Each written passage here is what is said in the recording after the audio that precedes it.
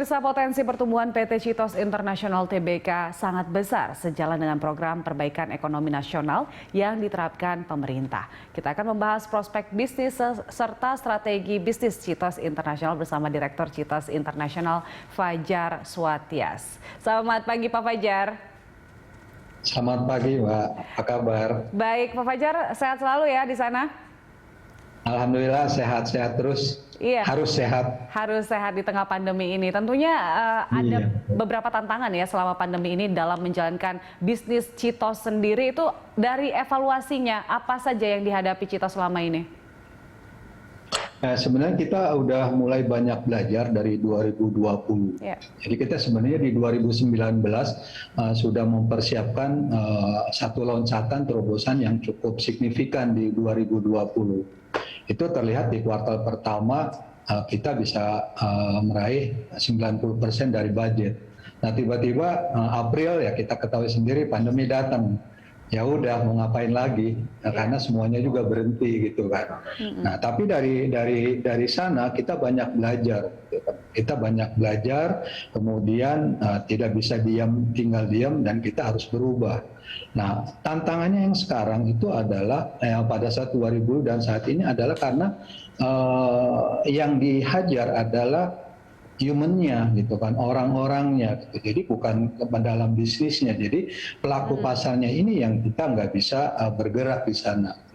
Karena itu kita harus cari terobosan bagaimana supaya kita masuk ke sana. Nah, kita lihat dari sisi retail, Citosnya itu kurang lebih sekitar hampir 50% tergantung dari retail.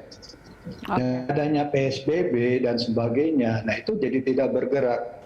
Oleh karena itu, kita lakukan satu tindakan yang cepat di sekitar bulan Juni tahun yang lalu, kita mau ke arah mana nih? Nah ini yang menjadi landasan kita bergerak untuk 2021 harus lebih baik daripada 2020.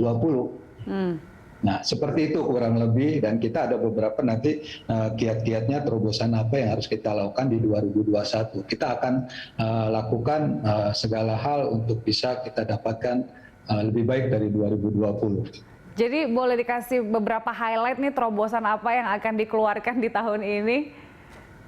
Oke, baik. Jadi kita ada pertama ada 3 poin yang harus kita beresin. Concern ke arah sana. Pertama dari sisi target market. Nah, target market ini kita coba lihat dari total yang kita lakukan. Kita harus fokus kepada 3 hal. Pertama pendidikan, kemudian yang kedua sektor retail, yang ketiga dari sisi office. Nah, kenapa kita lakukan concern kepada masalah pendidikan? Kita tahu sendiri pendidikan ini tidak pernah akan ditinggalkan oleh pemerintah.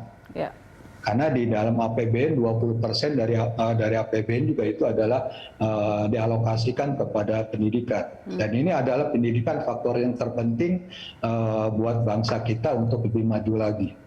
Jadi di sini potensi pendidikan itu penting sekali buat kami di sektor pendidikan. Kemudian retail, walaupun ada PSBB dan sebagainya, toko-toko, agen-agen udah mulai berubah, sudah mulai cari terobosan, walaupun tidak tutup, harus melalui apa? Nah itu yang kita juga masuk ke sana. Kemudian perkantoran sekarang yang menarik adalah bisa dikerjakan di kantor maupun bisa dikerjakan di rumah. Nah otomatis kenyamanan yang biasa didapatkan di kantor ini akan harus minimal sama apa yang didapatkan di kantor untuk yang di rumah dengan WFH dan sebagainya. Oleh karena itu ini adalah target-target kami untuk bisa maju untuk di 2021. Kemudian yang kedua, concern kita ada dari sisi model bisnis. Ini juga kita harus juga berubah model bisnis yang sekarang yang kita punya. Jadi kita stuck di dalam apa yang kita lakukan, kita berubah. Kita berubah untuk ke arah bagaimana model bisnis yang selama ini kita tergantung kepada sektor retail, kita akan berubah ke arah yang lebih maju lagi. Apa itu? Kita masuk ke dalam project-project. Project-project ini yang kita akan masukin ke dalam model bisnisnya yang selama ini kita hanya menjual produk, tapi kita tidak mendesain satu interior yang ada di dalamnya. Itu yang kita juga rubah. Itu melalui apa? Melalui business development yang kita juga sudah ada di dalam business development itu sendiri. Oke. Nah, yang ketiga adalah kita tentunya dengan new normal seperti ini, produk juga harus disesuaikan. Fokus ke arah mana kita untuk yang produk-produk kita. Kita produk kepada health support untuk kesehatan, kemudian juga kita juga produk-produk untuk new normal. Nah, nanti akan kami sampaikan apa itu new normal. Kemudian juga kita membidik produk-produk yang kita bisa desain dan kita bisa buat sendiri. Ini yang kita juga masuk, karena di kami juga kita punya divisi wood line. Jadi untuk yang furnish di kantor-kantor dan sebagainya kita bisa pakai ke arah sana. 3 hal ini yang kita akan concern kepada 2021 untuk bisa lalui. Ya, ini menarik ya Pak Fajar, karena dari perusahaan sendiri memang harus beradaptasi dengan apa yang terjadi sekarang ini, termasuk produk-produknya itu ya Pak Fajar. Kita masih akan lanjut usai jeda. Pemirsa, tetaplah bersama kami di Corporate Action.